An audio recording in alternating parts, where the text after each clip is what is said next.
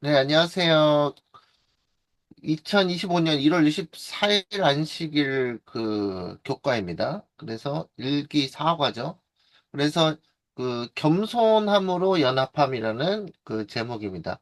이번 기회에 뭐 제가 처음 교과 공부를 저는 진행하고 있지만 여기서 이번 기회에 핵심 내용은 이제 하늘과 땅을 연합시키는 사도 바울에 대한 이야기죠. 사도 바울의 그래서 음, 빌립보서와 골로새서를 중심으로 하는 교과 공부입니다. 그래서 이제 음, 여러분 사도 바울이 어, 젊은 나이 때부터 예수님을 전하기 시작하면서 하나님의 충실한 종으로 세계 선교여행 그래서 예루살렘을 넘어서 여기 잠깐 이제 지도 보여드리면 지도 보이시죠? 보이면은 지도 보이시죠? 네, 예, 보면은,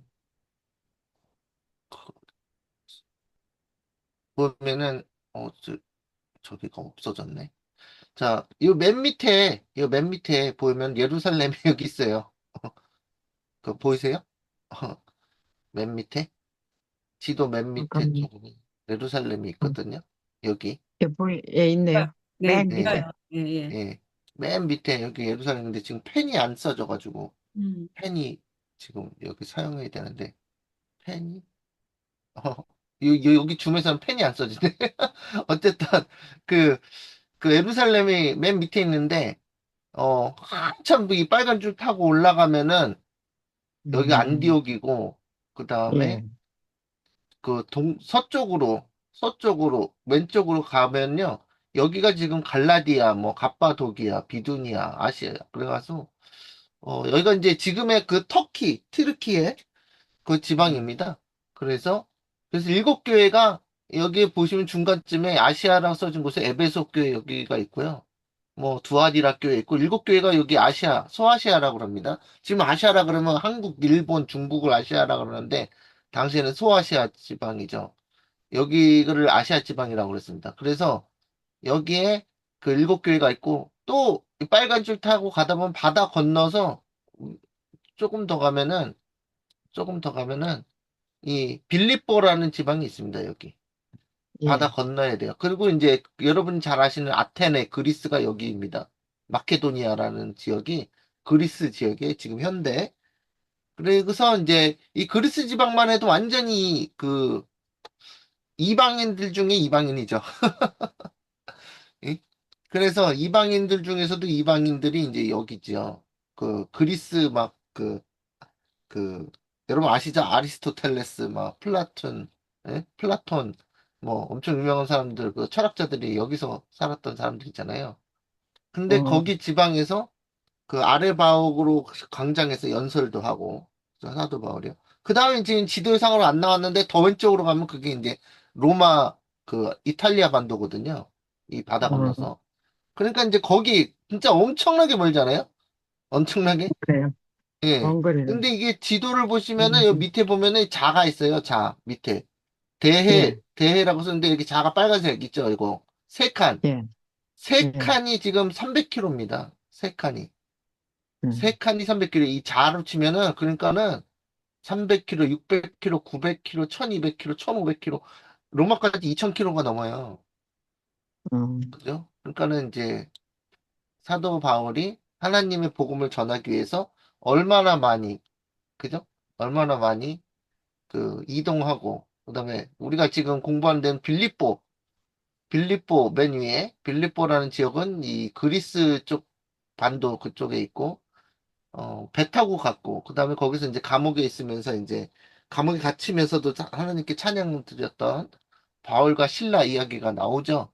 그래서 이런 것들을 보면서 정말 하늘과 땅을 연결시키고 하나님을 예수님을 모르는 영혼들에게 진리, 십자가의 복음을 전했던 그 한 사람의 생애. 바울은 1차 자신의 출세 이런 거 신경 안 쓰고 산 사람이죠. 그죠? 세상에서 출세하고 이런 거 관심 없는 사람이죠. 그냥 오직 하나님의 복음을 전하기 위해서. 그래서 땅 끝까지 여행하다가 나중에는 보상이 이제 뭐예요, 보상이? 마지막에.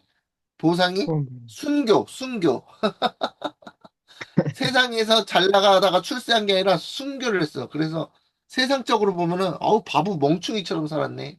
이렇게 되는 거고. 그렇지만, 하나님 보시기에는, 바울이 뭐라 그랬죠? 내가 전제로, 디모데후서 4장에 보면, 내가 전제로 부어진다. 전제가 뭔지 아세요? 전제? 제사 중에, 음료수를 쏟는 게 있어요. 포도즙을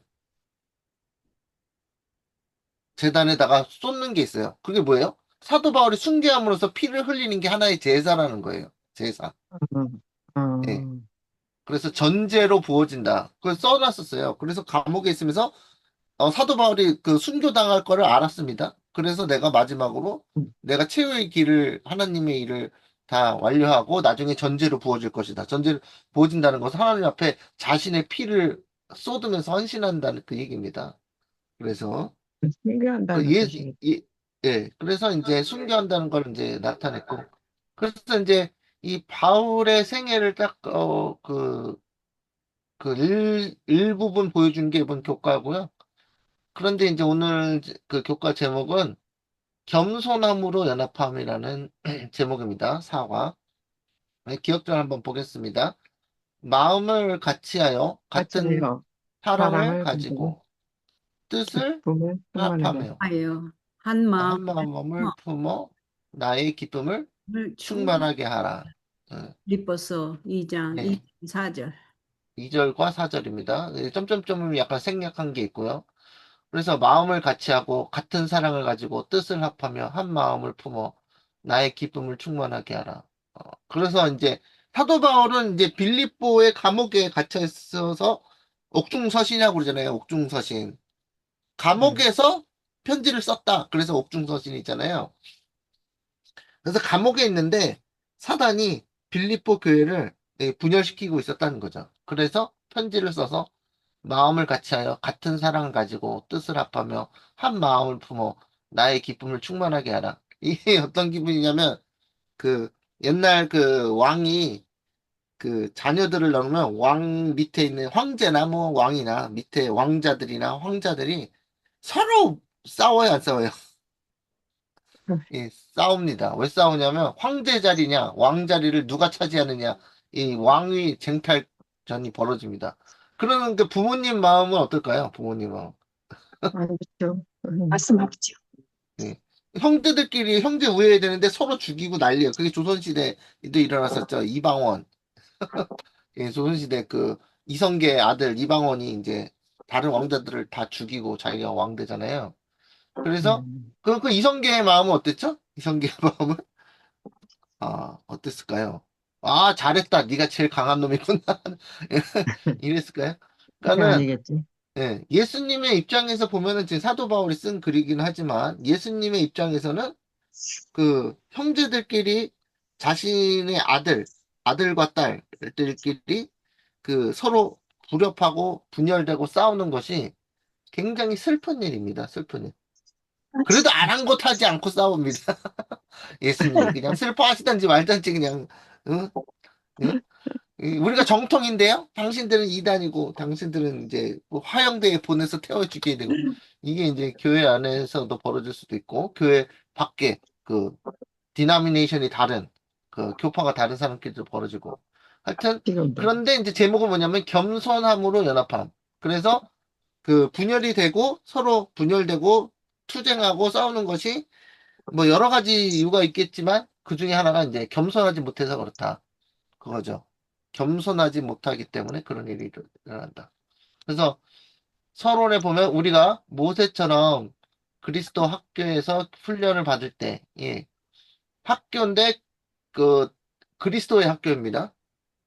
훈련을 받을 때 무엇을 배워야 하는가? 무엇을 배워야 할까요? 교만해지거나 자신을 높게 평가하는 것인가? 그렇죠. 교만은 죄입니다, 여러분. 자신을 높이고 교만한 건 죄죠. 그래서 하나님 계명을 지키는 하나님 백성이 교만하면 교만해지고 교만하게 굴면은 하나님의 계명을 뭐 하는 거예요? 깨는 맞습니다. 거예요. 그래서 예. 그 하나님 계명을 깨는 것은 성품이 아니라는 거죠. 성품이. 그죠? 살인하는 사람 성품 어때요? 좋아요? 안 좋아요. 그죠? 그래서 교만하는 것도 살인하는 거랑 똑같은 겁니다. 계명을 깨는 음, 거니까요. 어차피 하나님의 계명을. 그래서 자신을 어, 높게 평가하는 것인가? 그렇지 않다. 결코, 결단코 그렇지 않다.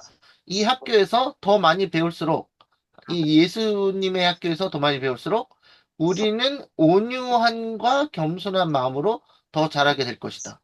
온유함과 겸손한 마음. 그러니까 온유함과 겸손한 마음은 그리스도 학교를 졸업한 사람, 그러니까 다니는 사람으로부터 나오는 그 열매다.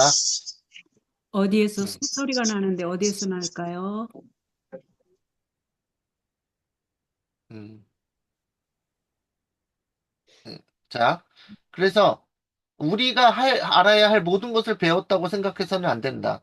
우리는 하나님께서 주신 재능을 최대한 활용하여 우리가 썩을 몸에서 불멸의 삶으로 변화할 때 우리가 얻은 것을 버려두지 않고 저편으로 가져갈 수 있도록 해야 한다. 얻은 것은 우리가 얻은 것은 이 재물이 아닙니다. 그리스도 학교에서 얻은 뭐예요? 성품을 얘기하는 거예요.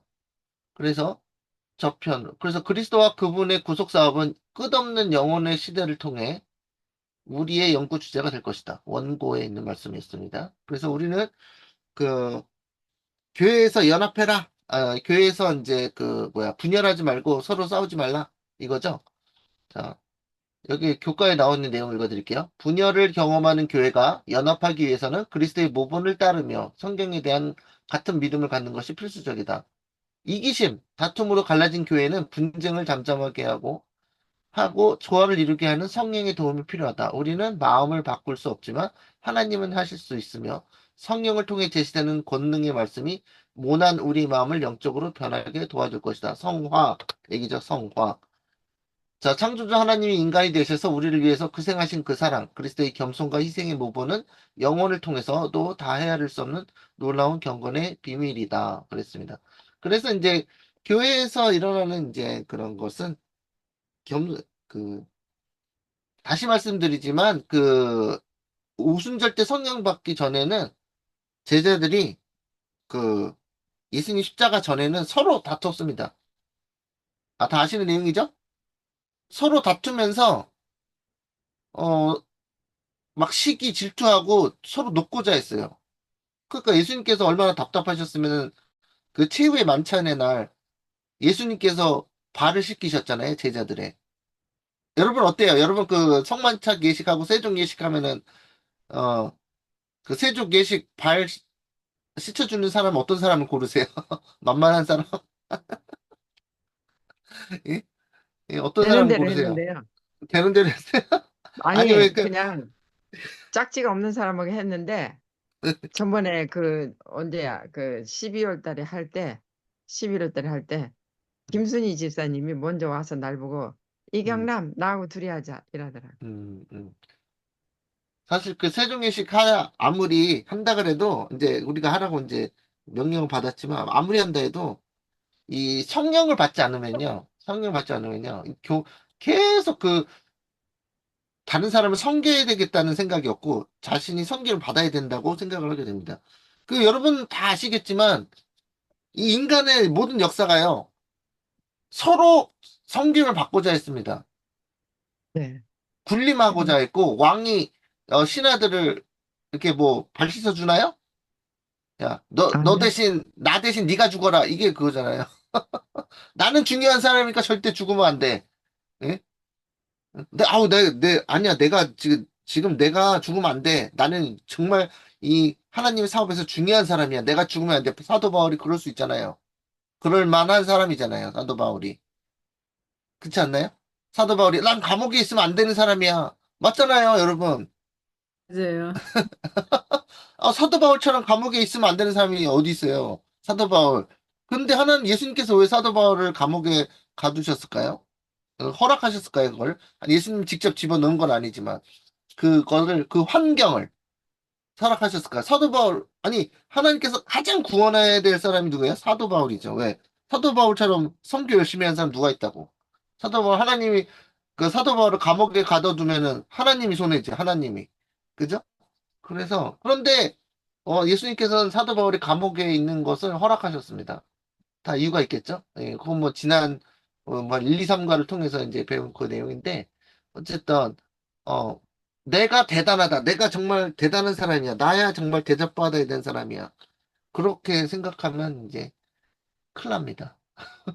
그래서 예수님께서도 이제 먼저 복음을 보여주신 거죠. 그래서 빌립보 교회 분열인데 그게 자세히 나오지는 않는데 여기 교과 내용 보면은 빌립보서 2장 1절에서 3절을 읽어보라. 무엇 때문에 교회 안에 분열이 일어난 것처럼 보이는가? 바울은 해결책으로 어떤 것을 제안하는가? 이랬습니다.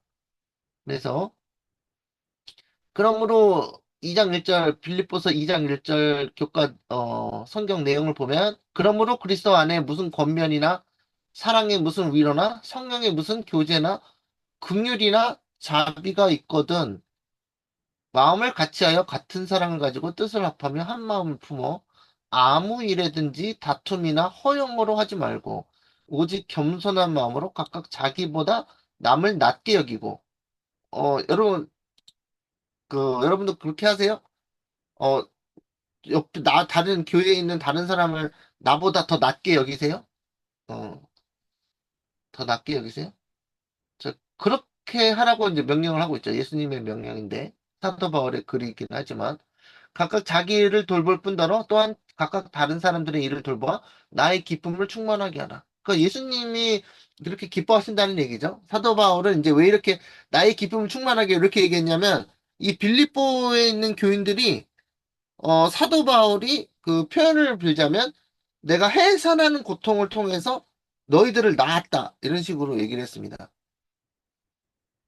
그래서 사도 바울에게는 이 빌립보에 있는 교인이나 뭐 고린도 교회에 있는 교인이나 데살로니가에 있는 교인이나 골로새에 있는 교인이나 전부 다 자기 자식 같은 거예요. 그런 심정으로 전도를 했습니다. 여러분 저는 그걸 보고서는 한때 예전에 사도 바울의 서신 읽으면서 깜짝 놀랐다는 게, 사도 바울이 이 교인들을 자기 자식처럼 여겼네? 여러분은 전도해야 될 대상이나 전도하는 영혼, 교회로 인도한 영혼을 여러분 자식처럼 여기시나요? 궁금한데? 예. 이게 놀랍죠? 예. 네. 예. 자기 자식처럼 여겼다는 거예요. 그러니까 자기 자식처럼 여기니까 근데 우리는 이제 인간의 그 본능이란 게 자기 자식한테는 자기 자식한테는 온정을 베푸는데 남의 자식한테는 온정을 베푸지 않습니다. 완전히 달라요. 그죠? 당연하죠. 예, 근데 예수님은 어떨까요? 예수님이 성품은 나는 나 믿는 사람만 사랑하고 나 안 믿는 사람은 안 사랑해 이렇게 하시는 분이죠. 예수님이 그렇게 하신가요? 대답이 없으신지. 아닙니다. 확신이 없으신가? 예, 아닙니다. 그래서, 김토발을 예, 해가지고. 여러분이 절대로 하나님의 계명을 지킬 수 없는 이유가 그 차이 때문에 그래요. 여러분이요, 절대로 하나님의 계명을 스스로 지킬 수 없어요. 이유가 뭐예요? 그런 사람이 없기 때문에. 내 자식은 끔찍히 사랑해도 남의 자식은 그만큼 안 사랑하고 차별을 해요. 인간을 차별을 해요. 여러분은, 우리들은 인간을 차별한단 말이에요. 그게 죄인의 본성이에요. 인간을 차별해요, 차별. 그런데 그걸 예수님의 성품이라고 얘기할 수 있나요? 아니죠. 예, 못하죠. 그러면서 하나님의 계명을 지키는데 그게 더 웃긴 말이에요. 더 웃겨. 저는 하나님의 십계명을 지킵니다. 안식일을 포함해서 안식일 교인의 가장 큰 문제가 그거예요. 우리 교인, 저도 안식일 교인이지만 재림교인의 가장 큰 그 문제가 뭐냐면 십계명을 지킨다고 착각을 하고 있는 거예요. 예? 내 자식은 끔찍히 사랑하고 남의 자식은 차별하면서 나는 하나님의 계명을 지키고 있습니다. 하고 착각하는 게 가장 큰 문제예요. 왜 이렇게 착각을 하는지 모르겠어. 음, 저는 착각을 안 합니다. 나는 하나님의 계명을 잘 못 지키는구나. 나는 내 아들, 뭐 희진이, 희찬이 두 아들을 엄청 사랑하지만 남의 자식을 그렇게 안 사랑해 하거든요. 그러니까 내 안에 그게 하나님의 그 의가 없구나. 예. 그래서 하나님의 계명은요. 그, 성령 받지 않으면 예수님의 성품을 가지지 않으면 지킬 수 없는 게 하나님의 계명입니다. 음. 그래서 왜냐하면 예수님께서 십계명에는 십계명에 남의 자식을 사랑하라는 말이 없는데요. 이렇게 하시는 분 계세요, 혹시? 예. 자식이 예수님께 없으면 뭐를 어떻게 될까? 예, 아니, 자식이 없는 거랑 무슨 상관이에요. 예. 계명, 예수님께서 뭐라고 그러셨어요? 내 이웃을 남을 내 몸과 같이 몸처럼 사랑하라. 사랑하라. 그게 계명이에요. 여러분, 그게 십계명이에요. 네. 네.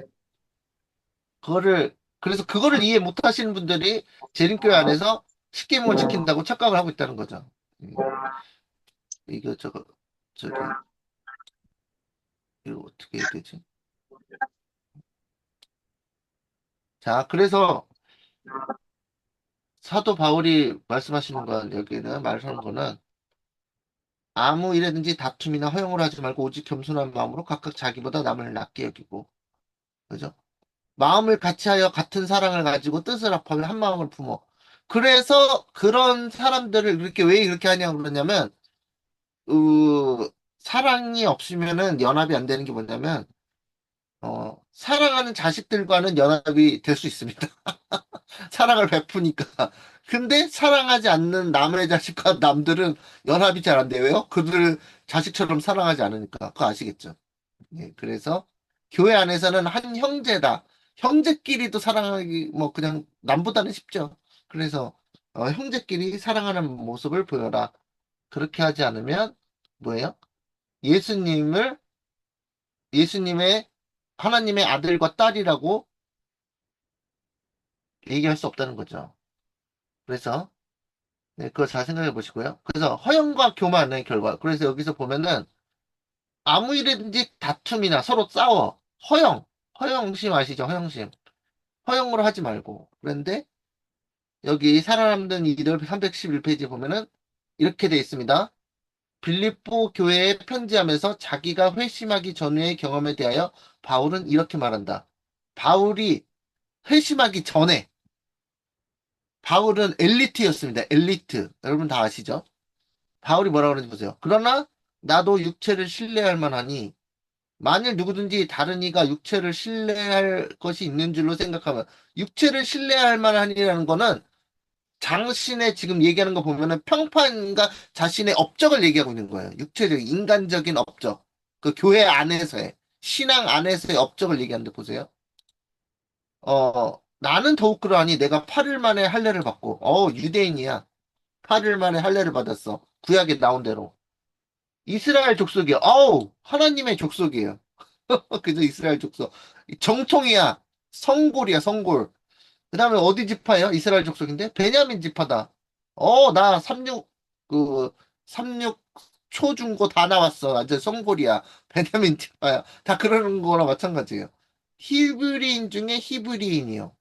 그죠? 나는 안식일교인 중에 안식일교인이야. 이렇게 얘기하는 건 비슷한 거예요. 율법으로는 바리새인이요. 그죠?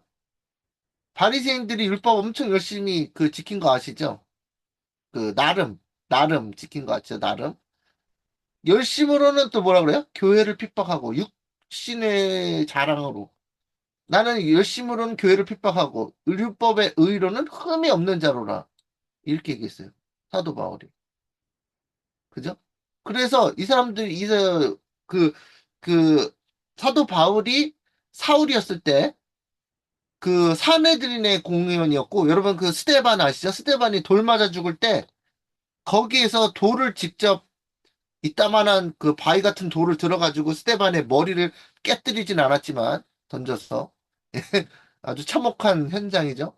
깨뜨리진 않았지만 옆에서 지켜보면서 아우 저 스테반 저 죽는 거 당연하다 이랬던 사람이에요. 그러면서 회심하기 전에 그렇죠? 그래서 이런 것들을 사도 바울이 뭐로 여긴다 그러냐면 이스라엘 족속이요, 베냐민 지파요, 히브리인 중에 히브리인이요, 뭐요? 그 다음에 8일 만에 할례를 받고 산에 드리는 공원이요, 바리새인이야. 바리새인이면 거의 그 율법 박사죠. 그렇는데 그것들을 다 배설물로 여긴다. 예, 우리 교회 안에도 그런 게 혹시 있나요? 나는 어디 나온 사람이야.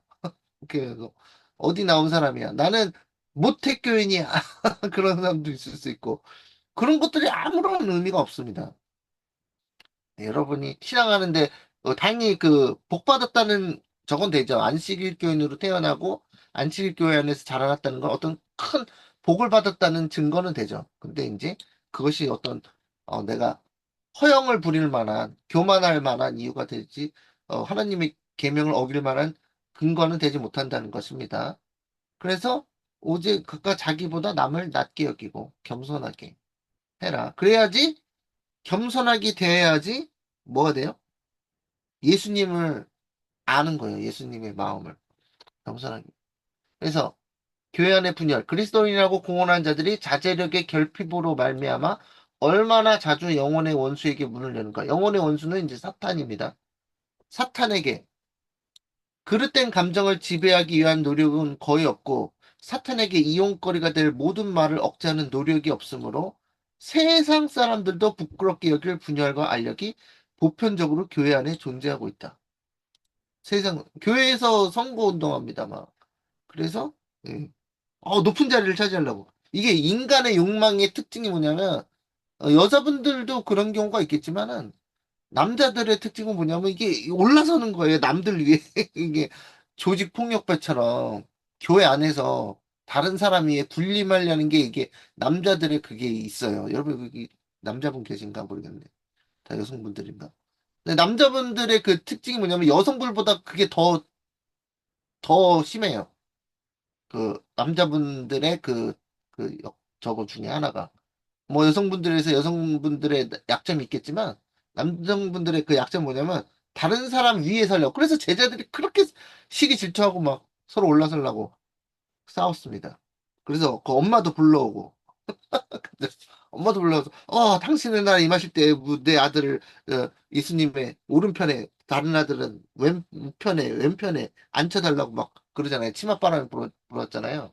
그런데 그게 뭐예요? 높고자 하는 정신, 자신을 높이고자 하는 정신이 교회 안에 분열을 가져오고 그, 그 중세시대 교황권 때도 그랬죠? 교황이 최고의 존엄이고 최고의 그 하나님의 대리자, 하나님의 아들의 대리자인데 누가 그 교황이 잘못했다고 오류를 전한다고 하니까 자존심이 허락을 안 해. 그러니까 어떻게 해요? 저놈들을 이단의 세력이니까 잡아다가 사단의 세력이니까 저 스테이크에 저 화형대에 세워가지고 다 태워버려라. 그게 그 자신이 높고자 하는 정신, 마귀의 정신이 교회를 지배하던 시대에 그 일어나는 일입니다. 그래서 그럼 뭐 그때는 있고 지금은 없나요? 지금도 마찬가지예요. 지금도. 그래서 이 특히 이 개신교 쪽 보면은 그 목사님이요. 하나님이에요. 거의 하나님.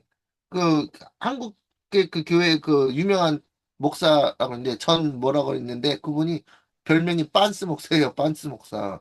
그래서 여자 그 교인 중에 목사님 말을 듣고 목사 앞에서 빤스를 내리라 해도 빤스를 내리는 게 참 성도다. 이렇게 설교한 사람이에요, 그 사람이. 그러니까는 이 하나님의 교회가 자신을 높이는 사단의 정신이 들어와서 바벨론 교회가 되는 그런 놀라운 이 마귀 교회가 현존하고 있는 상태입니다. 그래서 우리 교회는 어떤가요? 우리 교회 예수님 외에 자신을 높이는 그런 사람들이 있을까요? 있을 수 있을까요? 예, 그래서 굉장히 조심해야 되는 게 뭐냐면, 강력하게 조심해야 되는 게 뭐냐면, 우린 교회 다 구원받으러 다니는데, 그 자신을 높이는 정신 때문에 구원을 상실할 수가 있어요. 여러분, 얼마나 오랫동안, 몇십 년 동안 그 생활을 해오셨는데, 그 잘못된 정신 하나가, 자신을 높이는 정신 하나가 여러분의 구원을 상실시킬 수 있다는 거. 그러니까 이 강력한, 어, 경고가 들어가야 되고, 매우 조심해야 되는 겁니다. 왜냐면 우리의 구원을 상실할 수가 있어요. 그것 때문에. 자신을 높이다 보면은 어떻게 돼요? 이 교회 안에 교황이 될 수가 있습니다. 어, 그래서, 그리고 이제 그것이 이제 분열을 초래하고, 그죠?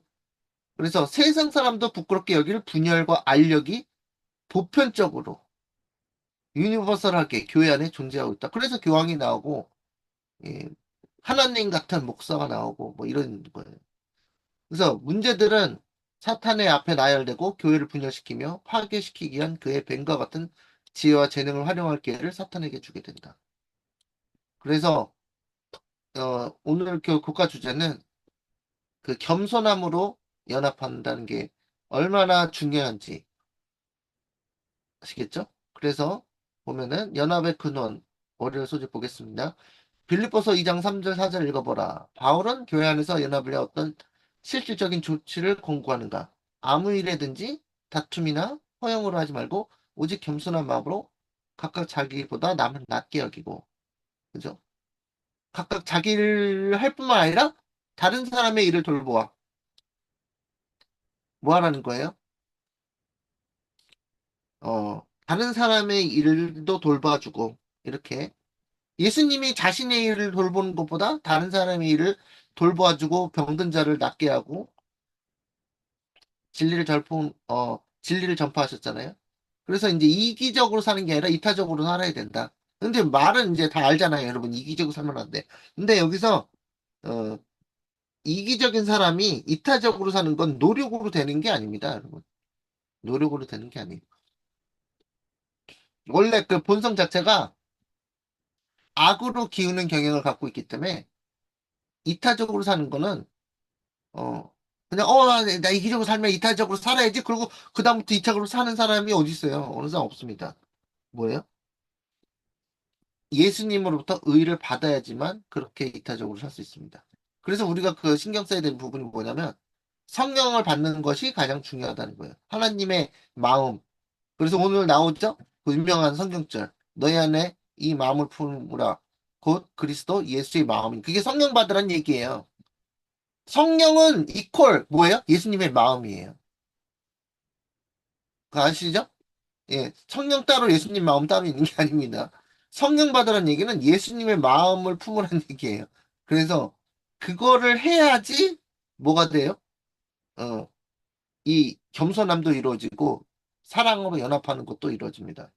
그래서 우리는 그 한국 사람들은 너무 빨리빨리 문화가 많아가지고 빨리빨리 뭐 어떻게 하는가 이렇게 하면 돼 저렇게 하면 돼 그게 아니라 예수님의 마음을 품으라. 그게 그 1순위예요. 넘버 원. 넘버 원 1순위가 뭐예요? 프라이어리티가 뭐냐면 내가 예수님의 마음을 품는 게 가장 먼저인 거예요. 그래야지 하나님이 계명을 지킬 수 있는 겁니다. 자, 그럼 예수님 마음을 어떻게 품나요? 네, 그런 질문이 나올 수 있죠. 예수님의 마음을 품는 거는 내가 기도로 예수님께 예수님의 마음을 품게 해달라고 요청을 해야지 주어집니다. 여러분은 나는 태어날 때부터 참 어렸을 때부터 착하게 살아왔어요. 그런 거 다 거짓말입니다. 예, 그런 거 없습니다. 예, 그런 분이 있으면 혹시 나가보세요. 어렸을 때부터 나는 참 이기적인 사람이 아니라 이타적인 예수님의 마음으로 살아왔습니다. 그런 사람 있어요? 하나도 없어요. 다 죄인이 있기 때문에요. 자, 그래서 우리는 우리 안에 없는 것, 우리 안에서 창조할 수 없는 것을 예수님으로부터 받아야 되는 게 뭐냐? 예수의 마음이에요. 그래서 자, 모든 신자는 그리스도의 몸의 지체로서 동일한 정신과 동일한 소망으로 활기를 얻는다. 교회 안에서의 분열은 세상 앞에서 그리스도교 신앙의 욕을 돌리고 치욕을 돌리고 진리의 원수들, 마귀죠. 마귀에게 그들의 길을 정당화시킬 기회를 준다. 바울의 교훈은 그 당시의 교회만을 위해서 기록된 것이 아니다. 하나님께서 그 교훈이 우리에게 전달되도록 계획하셨다. 우리는 평안에 매는 줄로 연합을 보존하기 위하여 무엇을 하고 있는가? 다시 말드리지만 이 교회 증언이나 이런 글들을 보면 이렇게 하라 저렇게 하라 이런 화이트인의 그 증언이 있는데 그거는 어떻게 보면 율법을 나타내는 거고 그 율법을 실행하기 위해서는 뭐가 있어야 되냐면 예수님의 마음을 얻어야지 할 수 있다. 예수님의 마음이 없으야 하는 것은 다 저겁니다. 거짓입니다. 그래서 우리가 굶어 죽어가는 사람한테 밥을 줄 수도 있고 옷을 입힐 수 있고 다 할 수 있어요. 율법의 행위를 다 할 수 있어요. 그렇지만 그 마음이 예수님의 마음이 아니라면 다 거짓입니다. 거짓된 겁니다. 그래서 예수님의 마음을 먼저 품어야 된다. 그 얘기예요. 그래서 빌립보서 오늘 중요한 말씀 나오죠. 마음을 바꾸는 방법에 대해서 나오죠. 화요일 소지에. 빌립보서 2장 5절을 읽어보라. 그리스도의 마음을 갖는다는 것이 무엇을 의미한다고 생각하는가? 빌립보서 2장 5절. 빌립보서 2장 5절 유명한 말씀. 너희 안에 이 마음을 품으라. 곧 그리스도 예수의 마음입니다. 이게 핵심이에요. 오늘 공부의 핵심. 너희 안에 이 마음을 품으라. 곧 그리스도 예수의 마음. 이것이 안 되면 아무것도 안 됩니다. 음. 뭐 이렇게 해라 저렇게 해라 뭐 안식일날 거룩하게 예배를 드려라 뭐 이 어려운 이웃을 도와줘라. 뭐 이렇게 교과에 보면 TMI에 보면은 이웃에게 뭐 저 식사를 대접하세요. 뭐 이런 거 있다만요. 여러분 그거 이웃에게 식사 사준다고 저거 됩니까? 아니에요. 그것은 이게 참 율법과 복음이라는 그 주제에서 되게 중요한 부분이 뭐냐면 내가 어떤 행위를 한다 그래서 내가 그 성화되는 게 아닙니다. 행위는 그냥 이렇게도 할 수 있어요. 아, 내가 좀 교회에서 유명해지고 싶고 내가 교회에서 이미지를 관리를 좀 해야 되겠어. 그럼 내가 돈이 한 500만 원인데 교인들에게 밥을 한 번씩 다 살까? 행위는 좋아요. 행위는 밥 사주는. 근데 마음속의 동기가 뭐예요? 요한은 중심을 보느니라 그랬잖아요. 하나님께서 나는 사람들은 외모를 보거니와 나는 그 사람들의 중심을 보느니라. 그 중심이 그게 동기란 뜻이에요. 동기. 하나님께서는 여러분의 마음을 볼 때 동기를 보세요. 동기. 너 왜 밥을 사고 있니? 너 왜 저거 하고 있니? 근데 그 마음에 예수님의 마음이 없잖아요? 그거 율법주의고 다 엉터리입니다. 예. 그러니까 그러니까 예를 들어서 내가 이미지 관리를 좀 해야 되고 교인에게 사람들 아니면 내가 뭐 교회에서 내가 수석 장로가 되고 싶은데 수석 집사가 되고 싶은데 그럼 내가 밥을 한 번쯤 사면서 사람들의 이게 나에게 호감을 돌려야겠지? 그러고 밥 사면 그게 이웃에 대한 사랑이에요? 아니죠. 그죠? 그래서 행위가 모든 것을 보여주진 않아요. 행위가 없어서는 안 되겠지만, 물론. 행위가 없어서는 안 되겠지만, 그 사람의 마음이 예수님의 마음이, 그리스도 예수님의 마음을 품고 있느냐에 따라 결정되는데, 사람들은 그걸 모를 수가 있죠. 근데, 누구나 아세요? 누구나 아세요? 예수님은 아시죠? 뭐 예수님을 속일 수 없잖아요. 우리가 자녀들을 볼 때 자녀들이 왜 이렇게 행동하지? 뻔히 다 쳐다 보이는 것처럼 여러분이 나이가 좀 있으신 분들은 왜 20대나 30대나 뭐 저같이 40대인 사람들이 하는 행동, 젊은이들 행동 이걸 보면은 제가 좀 저렇구나 하고 딱 판단이 서잖아요. 그런 것처럼 하나님께서는 우리보다 나이가 억만 년 더 많으시거든요. 그러니까 우리가 하는 행동의 동기를 뻔히 다 들여다 보십니다. 맞죠? 그래서 예수님께서는 우리를 이제 보실 때, 우리의 마음에 예수 그리스도의 마음이 으로 어떤 행동을 하느냐, 안식일을 지키느냐, 헌금을 내느냐, 봉사를 하느냐, 전도를 하느냐, 예수 그리스도의 마음으로 하느냐가 그게 관건입니다. 그래서 예수님의 마음을 품으면 교회에서 다투고 치고받고 너가 높니, 내가 높니 싸울 일이 생겨야 안 생겨요. 안 생기죠. 안 생기겠죠. 그래서 그겁니다. 그래서 여기 보여요. 여기 나옵니다. 사도행전 560페이지에. 그리스도가 그 마음 속에 거하시는 사람의 생애. 너희 안에 이 마음을 품으라 곧 그리스도 예수의 마음이니. 그런 사람의 생애. 라이프는 어때요? 참된 성화는 사랑의 원칙을 실천함으로 이룩된다. 하나님은 사랑이시라. 사랑 안에 거하는 자는 하나님 안에 거하고 하나님도 그 안에 거하시느니라. 이게 뭐예요? 성령 받았다 그 말이에요? 내 안에 그리스도께서 사신 것이라. 갈라디아서 2장 20절에 내가 사는 것은 내 안에 그리스도께서 사신 것이라. 내가 육체 가운데 사는 것은 나는 예수 그리스도와 함께 십자가에 못 박혀 있나니 내 안에 내가 사는 것이 아니요 그리스도 예수께서 하나님께서 사시느니라. 그들의 마음에 그리스도께서 거하시는 사람들의 생애에는 실제적 제뉴인, 실제적 경건이 나타날 것이다. 근데 가짜 경건이 있다는 거예요. 가짜 경건. 그래서 바리새인의 특징이 그거였잖아요. 율법주의자 특징이 율법 지켜야 돼, 율법 지켜야 돼. 그러니까 사람들 앞에 보여야 되니까 막 장터에서 큰 소리를 기도하고 막 걸어 다닐 때도 저 바리새인 저 박사님은 너무 신앙심이 좋으신 분이야. 우리는 장터에서 기도도 하는데 저분은 장터에서 기도하시잖아. 가짜 경건이 있어요, 없어요? 있죠? 가짜 경건. 근데 저도 가끔 깜짝깜짝 놀라. 제 자신이, 내가 이거 가짜 경건이네. 막 다른 사람도 눈치를 보면서, 내가 막 그 신앙이 있는 척, 믿음이 엄청 좋은 척. 하니까, 이제 너무 혐오스럽다고 제 자신이. 근데, 하나님께서는 그런 거에 속지 않으시고요. 나중에 결판이 나도록 하나님께서 다 테스트가 있습니다. 시금석이 있어요. 마지막에 거기에 다 걸려 넘어집니다. 우리가 아무리 신앙 있는 척 해봤자 실제적 경건이 이루어지지 않으면 나중에 거기에 그 딱 걸려 넘어져. 그게 뭐냐면 노아의 방주 같은 거예요. 뭐 노아의 방주, 노아 시대 사는 사람들이 노아가 방주로 들어가니까 그 사람들이 하나님 안 믿는 사람이 아니었어요. 노아의 방주 혹시 안 들어간 사람들이 하나님을 안 믿는다고 생각하고 계셨나요, 혹시? 노아 시대 방주에 안 들어간 사람은 하나님 안 믿는 사람들이야. 그래서 안 들어간 거 아니에요. 하나님 믿는 사람들이 안 들어간 게 많아요. 믿는 사람들이.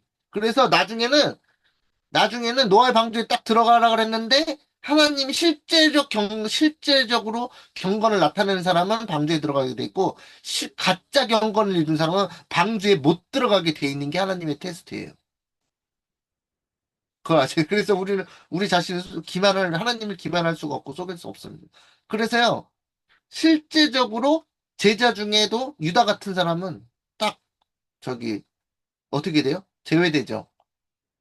그게 다 하나님의 테스트는요, 그게 완전 두부 자르듯이 하나님 실제적인, 그러니까 마지막 때도 안식일, 짐승의 표 걸 때 있잖아요. 실제적으로 경건한 사람은 짐승의 표를 순교하더라도 안 받게 돼 있습니다.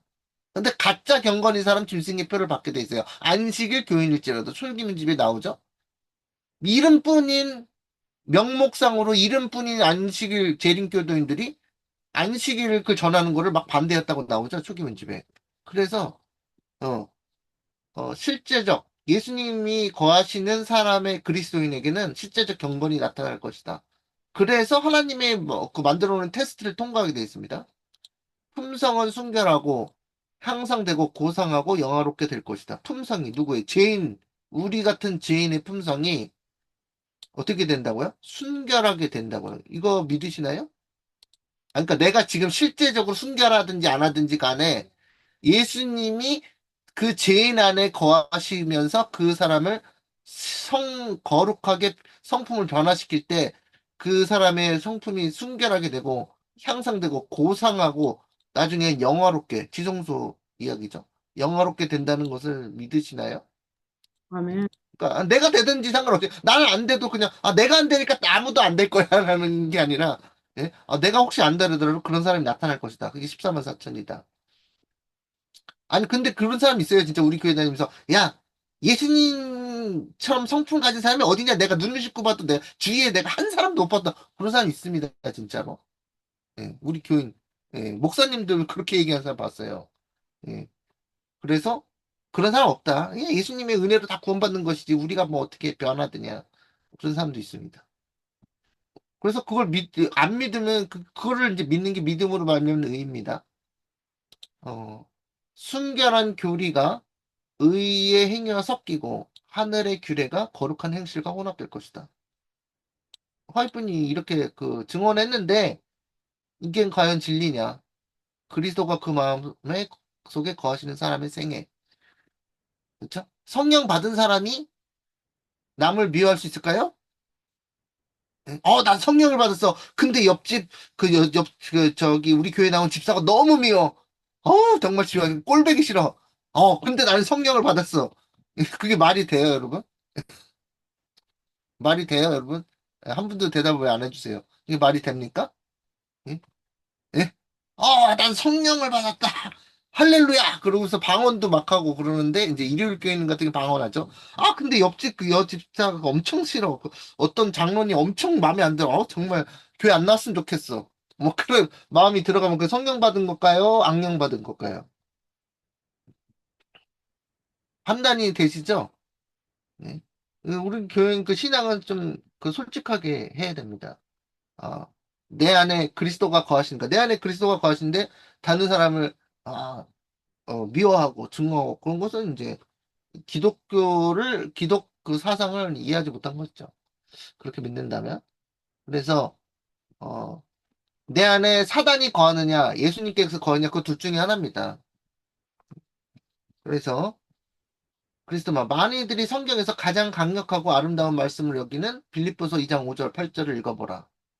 바울은 여기서 우리에게 무엇을 말하고 있는가? 이 말씀은 무엇을 의미하는가? 무엇보다 이 구절에 나타난 원리를 우리 삶에 어떻게 적용할 것인가?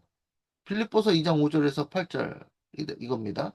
너희 안에 이건 이제 킹제임스 성경을 제가 가져왔습니다. 킹제임스 성경 구절입니다. 개역 성경이 아니라 너희 안에 이 생각을 품을지니 마음속에 품어라. 이런 생각을. 그것은 그리스도 예수님 안에도 있던 생각이라. 아, 예수님이 가졌던 생각을 내 마음에도 생각을 그걸 꼭 가져라 그거예요. 그게 성령 받는 거예요, 여러분. 그래서 그분은 하나님의 형체로 계심으로 예수님이 하나님과 동등함을 강탈로 여기지 아니하시고 이거 유명한 성경절이죠. 예수님께서 하나님의 아들이라고 불리우지만 하나님 아버지와 동등하시다. 그 얘기고요. 스스로 무명한 자가 되사 이름 없는 자가 되사 자기 위에 종의 형체를 취하시고 다시 말해서 사람의 모습이 되셨다는 거죠. 사람이 되셨다는 거. 그러니까는 예수님께서 하나님의 아들이고 신성인데 신이신데 하나님의 그 아들께서 하나님께서 인간의 육체를 인성이라고 그러죠. 그걸 쓰시는 것 자체가 무한한 겸손이라는 거. 예. 그러니까 여러분이 그 사람인데 개미가 되는 거랑 비슷한 거죠. 그래서 짐승이 되는 거랑 비슷. 그래서 예수님께서 그렇게 그것을 이해할 수가 없다 이거죠. 우리 그 하나님의 겸손을. 그런데 그것은 다 누굴 위해서 사랑 때문에 다른 이유가 아니라 사랑 때문에 그랬다는 거죠. 우리 죄인들 죽어갈 죄인들을 구원하시기 위해서 그런 겸손함을 어, 겸손한 모습을 취하셨다는 거고 사람의 모양으로 나타나서 자기를 낮추시고 죽기까지 순정하셨으니 곧 십자가의 죽음이라. 예. 이거 이 성경절. 예수님께서 이렇게 하셨다. 그래서 예수님 마음을 품어라. 예수님께서 이렇게 하신 분이다. 그래서 예수님의 겸손을 생각하라. 너희들이 뭐가 잘난 게 있다고 서로, 예? 나는 뭐 어디 나왔고, 뭐 나 어디 출신이고, 이런 거, 그거 다툼할 때 나오죠, 그거. 예? 나는 어디에게로, 누구에게로 그렇게 나오잖아요. 그래서 보면은, 어, 아름다운 말씀. 바울은 여기서 무엇을 말하고 있는가? 무엇을 말해요? 예수님께서 하나님이신데, 이 인간의 육체를 쓰시고 오셨다. 그리고 죽기까지 충성하시고 사치와 뭐 럭셔리한 거 이런 거 하나도 안 누리고 오직 십자가로 가셔서 어, 죽음을 당하셨다. 예수님 목적이 이 세상에서 잘 먹고 잘 사는 게 아니셨으니까요. 그래서 그것에 대한 겸손을 보면서 우리는 빌립보에 있는 교인들에게 야 예수님께서 이렇게 우리의 구원자이신 왕께서 이렇게 하셨는데 너희들은 뭐가 잘나서 그렇게 서로 허영이나 다툼이 있느냐? 이 얘기죠. 그건 뭐 빌립보의 교인들만 아니라 지금 현재 우리 교인들, 뭐 개신교인들, 그리스도인들 전체를 아울러서 하시는 말씀이죠. 그래서 뭐라고요? 해결책이 너희 안에 이 마음을 품으라 곧 그리스도 예수의 마음입니다. 이걸 품으면 해결된다. 이거예요. 이걸 품으면. 그래서 뭐 교회에서 뭐 이렇게 해라 저렇게 해라 다 소용없고요. 이게 핵심입니다. 이거를 품고, 그러니까 다시 말해서, 우리 안에서 창조할 수 없는 거니까 받아야 되는 거죠. 너희는 먼저 그의 나라와 예수 그리스도의 의를 구하라 했을 때 구하라는 게 이겁니다. 예. 너희는 먼저 그의 나라와 그의 의를 구하라. 그죠? 영어로 seek ye first the kingdom of God and his righteousness. 그거잖아요. righteousness. 의잖아요, 그게. 그게 이거예요. 예수 그리스도의 마음을 구하라는 거예요. 그게 성경 받는 거죠. 딴 게 아니고. 자. 그러면 뭐가 해결돼요? 우리의 예수님께서 내 안에 거하시면 내가 예수님의 마음을 품고 살면은 모든 게 그다음부터 해결이에요. 예. 그래서 이제 우리가 이제 그러잖아요. 예전에 왜 그 건강 강의 들을 때 어떤 목사님한테 들은 게 뭐냐면 우리가 지금 현대인의 그 의사들이 하는 일은 수도꼭지를 물에서 수도꼭지를 열어가지고 물이 줄줄줄 나오는데 걸레로 방바닥을 막 닦고 있다 이 얘기를 했잖아요. 그런 얘기 들어보신 적 있으세요? 예? 병원에서 증상만을 처리하고 있다는 거예요. 증상. 야 물이 흘렀어. 물이 홍수가 났네. 그러면 가장 먼저 뭘 해야 돼요? 수도꼭지를 고쳐야죠. 수도꼭지를 닫아야 되잖아요, 수도꼭지를. 그런데 자꾸, 물이 흘러나오니까 걸레로 물을 닦고 있다라는 거예요. 수도꼭지를 안 잠그고. 그게 현대의학이라는데, 근데 기독교인도 신앙도 똑같아요. 내가 예수님의 마음을 품는 게 수도꼭지를 잠그는 건데, 계속, 야, 거짓말 하지 말아라, 뭐, 예? 방제를 미워하지 말아라, 뭐, 안식일에 TV 보지 마라, 안식일에 쇼핑하지 마라. 그런 얘기를 막 해. 그러면은, 그게 무슨 소용이 있어요? 그죠? 수- 가장 먼저 예수 그리스도의 마음을 받는 것이 수도꼭지를 잠그는 거고, 그 수도꼭지를 일단 잠가 놓으면 예수 그리스도의 마음을 받으면 그다음부터는 자동스럽게 해결되는 거거든요. 예전에 제가 뭐 아무것도 모를 때는 교환해서 이렇게 하는 사람들을 딱 보고서 막 눈은 인상을 찌푸리면서 왜 저러지? 나는 안 그러는데 왜 저러지? 막 그러면서 이게 교만했었는데 나중에 알고 보니까 저 사람에 대한 해결책이 뭘까? 저 사람이 교회에서 이렇게 이런 행동을 안 하는 게 중요하겠지만 그 행동을 안 하는 게 먼저일까? 아니면 예수님의 마음을 품는 게 먼저일까?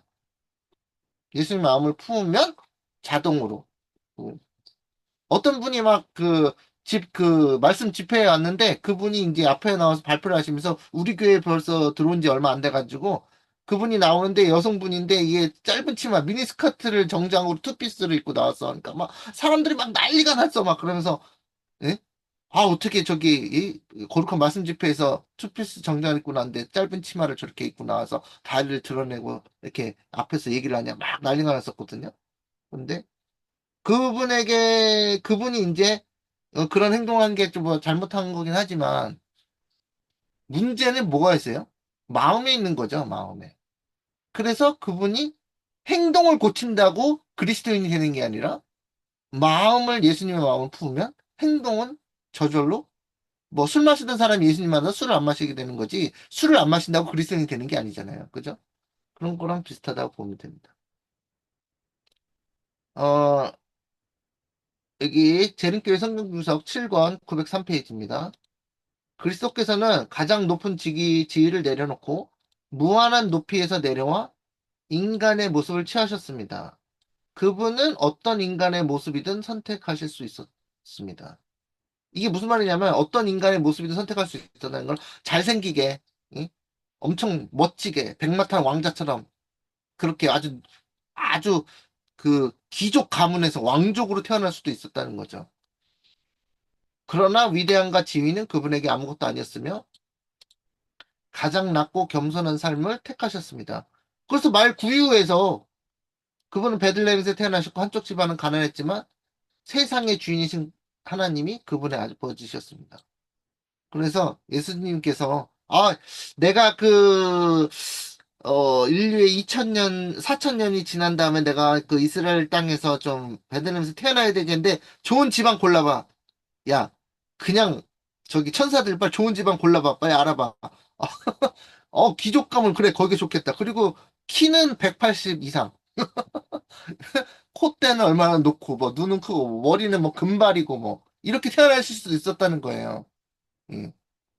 그러면서 야 내가 어떻게 그 말구유에 태어나야 되는데요? 그럼 야 내가 임마 이 하늘의 우주의 왕이고 내가 하나님인데 어떻게 말구유에서 그 창피하게 치욕스럽게 거기서 태어나니? 그러니까 이게 우리랑 사상이 틀리시죠. 하나님의 생각은 우리 완전히 다르시지 않나요? 그래서 근데 인간의 사상보다는 하나님의 사상이 그게 진리다. 그겁니다. 그래서 그렇게 겸손하신 분이다. 그래서 그리스도의 마음, 너희 안에 이 마음을 품으라. 곧 그리스도 예수의 마음이니 종이 주인보다 더 큰가? 그리스도는 당신의 삶을 우리의 모본으로 주셨다. 당하는 멸시로 마음이 들끓고 모든 실제 혹은 가상의 손해에 대해서 분개한다면 그분의 명예를 실추시키는 것이다. 오늘 그 주제가 그겁니다. 예수 그리스도의 마음을 품어라 이거예요. 근데 우리가 이제 예수 그리스도의 마음을 안 품으면 누가 멸시하잖아요. 마음에서 그냥 막 천불이 솟아오릅니다. 막 용의 분노가 들끓어요. 그래서 감히 내가 누군데 감히 나를 이렇게 무시하다니. 그러면서 그게 여러분의 본성이에요. 우리의 본성을 여러분 다 아시잖아요. 그래서 내가 당하는 손해에 대해서 분개한다면 그분의 명예를 실추시키는 것이다. 예수님의 명예를. 자아를 보세요. 자아를 변호하고 자신의 위험을 세우려는 일은 고상한 마음의 증거가 아니다. 우리는 보복의 정신이나 화를 쏟아내 영혼을 상처 입히기보다는 수백 번 잘못된 대우를 당하는 편이 더 낫다. 우리의 사상과 전혀 다르지 않나요? 우리의 사상. 어, 지난 안식일에 교회 갔더니 나를 요걸로 나한테 꼽을 줬지. 내가 이제 이번 안식일에는 내가 그 페이백 복수하는 날이야. 내가 잘 지켜보다가 나도 꼽을 저기 뭐죠? 저기 뭐야? 곱빼기로 돌려줘야지. 막 노리고 있자 막 그런 분 있어요? 그게 뭐예요? 보복의 정신, 복수의 정신이나 화를 쏟아내 영혼은 상처 입히기보다는 수백 번 잘못 대우를 당하는 편이 더 낫다. 그러니까 예수님께서는요, 그거 아시잖아요. 그러니까는 지금 계속 얘기하는 게 뭐냐면 예수님의 정신과 예수님의 마음과 우리의 마음이 질이 다르다는 거예요. 질 자체가. 근데 그거를 우리는 예수님의 은혜로 구원받는 것이지만 예수님의 은혜로 받는 것 중에 하나가 예수님의 사랑의 마음을 받는다는 건데 그럼 사랑의 마음을 받으면 예수님과 같은 생각을 하게 돼 있어서 이것이 사라진다는 것을 기적적인 그 놀라운 역사를 얘기하고 있는 거예요. 그런데 이게 뭐냐면 예수님은 십자가 돌려 돌아가시기 전에 채찍을 막 수시대를 맞았어요. 그러니까 얼마나 따가워. 막 따가운 정도가 아니라 이 채찍은 등에 살이 딱 찍혀가지고 쫙 잡아당기면 쭉 찢어져요. 이게 그 채찍에 갈퀴를 넣어가지고 이런 낚싯바늘 같은 갈 그러니까 이제 몇 대 맞다 예수님 이제 더 이상 아파 내가 도저히 못 참겠다 야 나 천사들 다 내려 나 진짜 인류를 구원하려고 한번 십자가에 죽으려고 그랬는데 얘네들이 나를 너무 때리네 야 더 이상 이거 살가죽까지는 찢어지는 거 못 참지 그리고 또 어떻게 하셨냐면 사람들이 예수님을 이렇게 고개를 숙이고 이 주먹으로 뒤통수를 막 때렸어요. 그러고서는 야 우리한테 선지자 노릇해라 누가 너를 쳤냐 한번 맞춰봐. 그런 조롱을 당했어요. 예수님께서. 그럼 여러분 우리 어떻게 하겠어요? 우리 같으면 야 이건 못 참는다 내가 내가 하나님의 아들인데 내가 하나님인데 신인데 너희를 구원하러 나쁜 짓 하러 온 것도 아니고 너희를 구원하러 이 땅에 인간의 육체로 왔는데 내 뒤통수를 때리고 놀려? 내가 도저히 못 참겠다. 야 천사들 다 내려와. 그래서 어떻게 하겠어요? 여러분 어떻게 하겠어요? 다? 다 처형시켜 버리겠죠. 그게 보복의 정신이잖아요. 보복의 정신이 화를 쏟아내는. 근데 예수님은 왜 그렇게 안 하셨지? 예수님 왜 그렇게 안 하셨지? 그러니까 예수님은 왜 그렇게 안 하셨죠? 그거를 명상하고 생각해 봐야 되는 거예요. 아, 예수님은 그런 일을 당하더라도 내 목숨을 내놔서 그 나를 믿는 사람들의 그 죄인들의 생명을 구하고 그들을 하늘나라로 인도해야겠다는 목표가 있으니까 그 목표의 보상이 너무나 크고 하나님에게 기쁨이 되고 충만한 기쁨이 될 걸 생각하고 그 모든 보혈과 치욕을 견뎌내셨다는 거야. 내가 이런 치욕을 당하면 이렇게 많은 사람들이 살 수 있어. 행복하고 영원한 생명을 얻을 수 있어. 그 보상에 하나님께서 그런 모든 치욕을 괜찮아. 내가 이런 취급하도 당해도 괜찮아. 그런 거랑 비슷하잖아요. 야, 내가 굶어도 내 자식은 좋은 걸 사주고 좋은 걸 먹여줘야지. 뭐 그런 마음 이상으로. 그러니까 그것이 예수님의 마음이었다는 거, 사랑과 마음이었다는 거죠. 그래서 보복의 정신, 화를 쏟아내거나 이렇게. 그 베드로가 그랬죠. 말고의 길을 딱 제사장에 정을 자르니까 예수님께서 내가 천사 12형이나 되는 천사를 내려보내서 내가 이거 처리 못하게 할 줄 아느냐. 내가 그렇게 그 처형한다면 성경에서 내가 그 메시아의 사명을 어떻게 했냐. 그렇게 말씀하셨잖아요. 예수님이 12형이나 되는 천사를 내려오게 해서 내가 나를 때린 놈들 다 잡아가지고 다 저 처형해라. 그렇게 말하실 수가 있죠? 그런데 예수님께서는 그렇게 안 하셨다는 거. 그게 뭐예요? 예수님의 마음이에요. 예수님의 마음. 그래서 너희 안에 이 마음을 품으라 곧 그리스도 예수의 마음이니.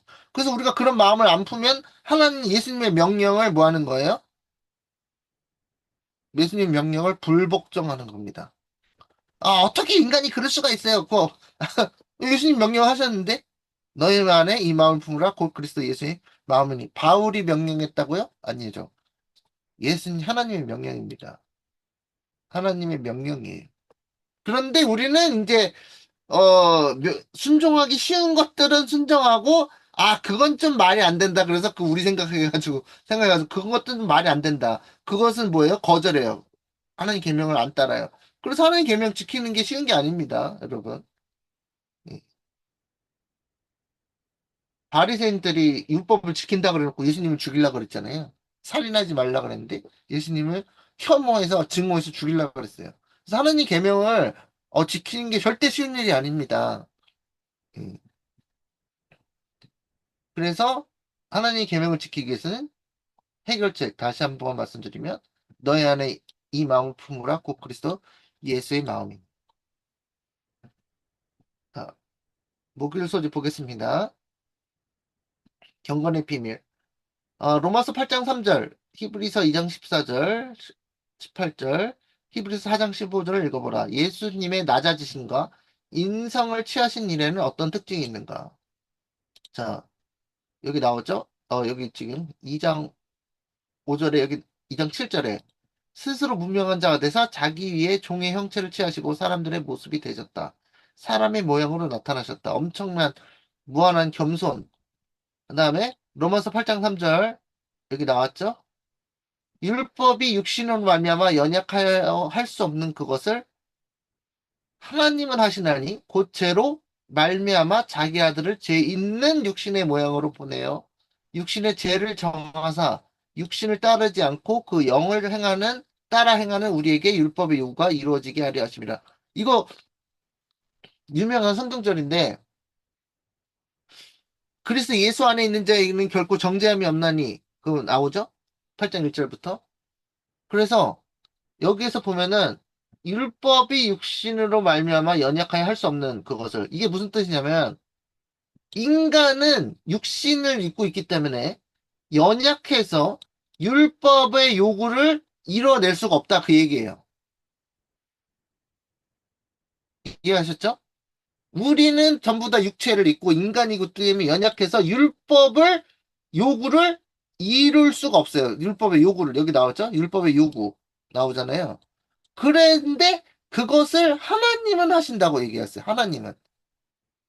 그러니까 율법의 요구가 우리가 하나님의 십계명 주신 십계명은 하나님의 성품의 사본이고 그것을 지키라고 새 언약을 맺은 건데 지키기 위해서 새 언약을 맺은 건데 이 율법은 그 율법의 요구를 이루는 것은 육체가 된 우리 같은 육신을 입은 죄인의 육신을 입은 사람은 그걸 못해. 이룰 수 없다고 나와 있죠. 연약하게 할 수 없다. 근데 그것을 뭐야? 하나님은 하신다. 그래서 자기 아들 누구예요? 예수님 그리스도를 육신의 모양으로, 죄인 육신의 모양으로, 그러니까 우리와 같은 육신의 모양으로 보내셨다. 그래서 육신의 죄를 정했다. 그래서 어떻게 했냐? 그 왜 예수님께서 우리 같은 육신의 사람의 모양으로 나타나셨냐? 육신을 따르지 않고, 우리 육체의 요구를 따르지 않고, 그 영을 따라 행하는, 제 영이 뭐예요? 영. 그 영을 따라 행하는 영이 뭐예요? 성령을 얘기합니다. 육신을 따르는 거. 육신을 따른다는 얘기는 육체에 욕심이 있어요. 뭐 생각. 내가 육신에서 올라오는 생각. 그런 거 있죠? 난 결혼한 사람인데 저 옆집 처자가 이쁘니까 바람 피고 싶다, 가늠하고 싶다, 뭐 아니면 등등 뭐 욕심이 난다, 뭐 훔치고 싶다, 뭐 시기 질투한다든가 뭐 여러 가지. 여 사람이 나한테 해서 아주 악하게 대우하고 있다. 그래서 복수를 해줘야 되겠다. 육신의 정욕, 육신의 욕심. 근데 그런 것을 따르지 않고 성령을 따라 행하는 우리에게 뭐요? 율법의 요구가 이루어지게 하려 하심을 다시 말해서 우리가 십계명을 지키게 하려 하심이라 그 얘기예요. 이 성역절이 그 뜻이에요. 그래서 그런데 이걸 우리가 다시 말해서 결론적으로 우리가 에덴 동산에서 아담과 하와가 하나님의 계명을 어긴 것 때문에 에덴 동산에서 쫓겨났는데 그래서 이미 죄인이 되어가서 우리는 죽을 팔자인데 예수님께서 예수님의 그 생명을 바치시면서 헌신하시면서 희생하면서 우리에게 새로운 살 길을 주면서 우리가 하나님의 계명을 어겨서 우리의 조상이 그렇게 됐으니까 우리가 이미 죄인되었고 우리는 하나님의 계명을 지킬 수 없단 말이야. 육체가 연약해서. 그런데 예수님께서 그것을 하나님의 계명을 지킬 수 있는 사람으로 변화시키기 위해서 예수님께서 사람의 모양으로 오셔서 예수님께서 육신의 요구가 아니라 하나님의 영을 따라서 성령의 지도를 따라서 한 걸음 한 걸음 생애를 하시면서 모본을 보여주시고 우리가 그렇게 육신의 정욕을 따르지 않고 성령을 따라 행한다면 우리도 하는 예수님처럼 하나님의 계명을 지킬 수 있다. 그거를 보여주시려고 오셨다. 그 얘기입니다. 이해되셨죠? 예. 자, 음.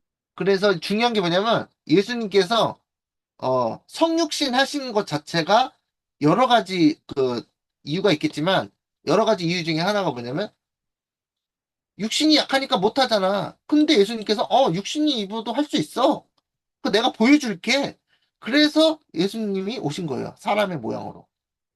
그래서 육신을 따르지 않고 성령을 따라 행하도록 먼저 예수님께서 몸을 보이시고 이렇게 되면 하나님의 계명을 지킬 수 있다. 그러니까 여러분이 뭘 품어야 돼요? 성령을 따라 행하기 위해선 예수님 너희 안에 이 마음을 품으라 곧 예수 그리스도의 마음이니 그 얘기입니다. 그러면 육체를 따르지 않고 성령을 따라 행하기 때문에 율법의 요구, 십계명의 요구가 이루어진다는 거예요. 예수님만 이루는 게 아니라 하나님을 따르는 백성들까지 이룬다는 거예요. 그게 새 언약의 내용이에요. 새 언약, 히브리서 8장에 나와 있는 새 언약의 내용이 뭐예요? 내가 이스라엘과 새 언약을 맺으니 그들의 마음에 내 법을 기록한다고 말씀하셨잖아요. 그래서 하나님의 그 법, 하나님의 그 성품이 우리 마음에 기록돼 새겨지는 거예요. 그래서 우리가 새 언약을 어, 지킬 수 있도록 예수님께서 그걸 도와주신다는 거죠. 그 내용입니다. 그래서 여기서 중요한 건 뭐냐면 예수님이 경건의 비밀, 예수님이 낮아지신가 인성을 취하신 일에는 어떤 특징이 있는가 얘기했을 때 예수님이 어, 우리에게 그 모본을 보여주시기 위해서 육신을 입으셨다. 그죠?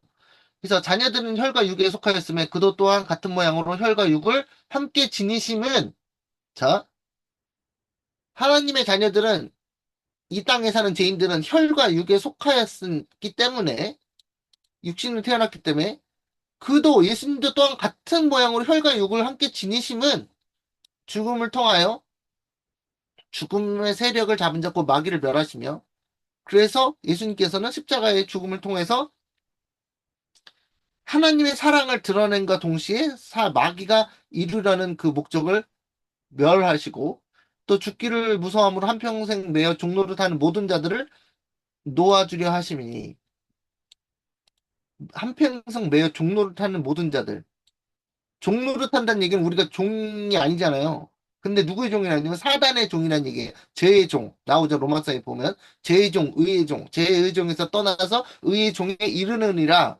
그래서 종노릇하는 건 한평생 사단의 착고에 매여서 사단이 원하는 대로 죄를 짓고 그 악한 일을 행하고 하는 자들을 뭐예요? 해방시켜 주시려 하는 것이다. 이는 확실히 천사들을 붙들어 주시려 하심이 아니요 오직 아브라함의 자손을 붙들어 주려 하심이라. 근데 이게 무슨 붙들는다는 게 무슨 말이야? 그랬더니 킹 제임스 성경이 이렇게 써 있습니다. 이게 개역 성경에 이게 해석이 좀 모자라요. 그래서 진실로 그분께서는 자기 위에 천사들의 본성을 취하지 아니하시고 자기 위에 아브라함의 씨를 취하셨도다. 천사들의 본성을 취하지 않으셨다. 그래서 예수님이 천사로 오셨어요? 아니잖아요. 예수님은 사람으로 오셨잖아요. 그 하늘에 있는 천사와 이 땅에 사는 사람과는 다르죠. 그래서 이 아브라함의 씨를 취하셨더라. 아브라함의 본성을 취하셨다. 그 얘기거든요. 그래서 아브라함은 이 땅에 사는 사람, 죄인이고요. 그래서 죄인과 같은 모양으로 오셨다. 그 왜 그러냐면, 예를 들어서 사람의 모양을 취하지 않으시면은 천사로 오셨어, 일단. 가브리엘 천사처럼 오셨어. 그 이 땅에서 하나님 계명을 지키고, 야, 내가 하나님 계명 지켰다. 너희들도 따라해. 그러면은 무슨 말이 나오겠어요? 우리의 모- 예수님, 예수님은 모범은 가브리엘 천사처럼 오셨으니까 하나님 계명을 지킨 게 얼마나 쉽겠어요. 이렇게 얘기하겠죠. 우리의 모본이 못 되죠, 그죠? 예. 그럼, 그러면 예수님은 뭐, 가브리엘 천사처럼 오셨으니까, 뭐, 하나님 계명 지키는 게 어렵지 않았겠네요. 이렇게 얘기할까 봐. 그래서 예수님이 사람이 되신 거예요. 사람이 안 되고서는 사람이 겪는 일을 알 수가 없으니까. 그죠? 그래서 하나님께서, 그래? 그러면은 내가 이 사람들, 뭐, 예수님께서 그거 아시고 이미 그 구속의 경륜부터 다, 처음부터 A부터 Z까지 다 짜신 분이니까. 그래서 사람의 모양으로 오셔야 되는 게 너무 중요한 겁니다. 그러므로, 여기 나오죠? 그러므로, 어디 갔어? 그러므로 그가 범사에 형제들과 같이 되심이 마땅하도다. 왜 마땅하냐? 이는 하나님의 일에 자비하고 신실한 대제사장이 되어 백성의 죄를 속량하려 하심이라. 그가 시험을 받아 고난을 당하셨은즉 시험 받는 자들을 능히 도우실 수 있느니라. 아, 저는 그렇게 생각했거든요. 하나님께서는 모르시는 게 없으니까 하나님이신 상태에서도 인간이 받는 그런 고난과 그런 것을 헤아릴 수 있는 분이다. 뭐든 당연히 헤아릴 수 있죠.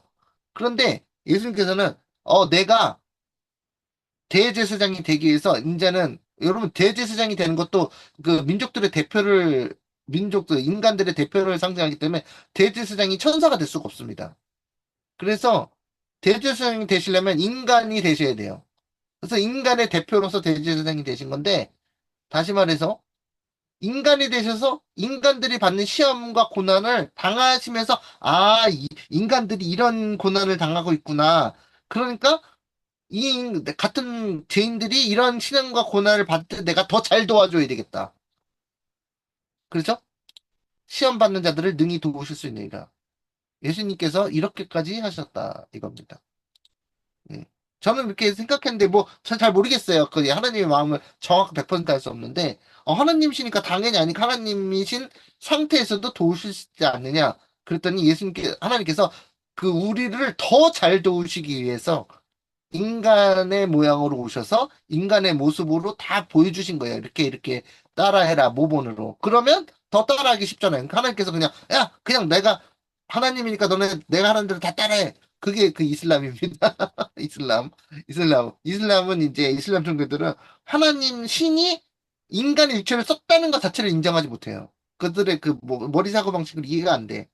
근데 그 기독교에서만 뭐 얘기하는 거예요. 예수님이 우리를 도우시기 위해서 인간의 육체까지 쓰시고 우리를 더 잘 도우시기 위해서 인간으로 체험까지 하셨다.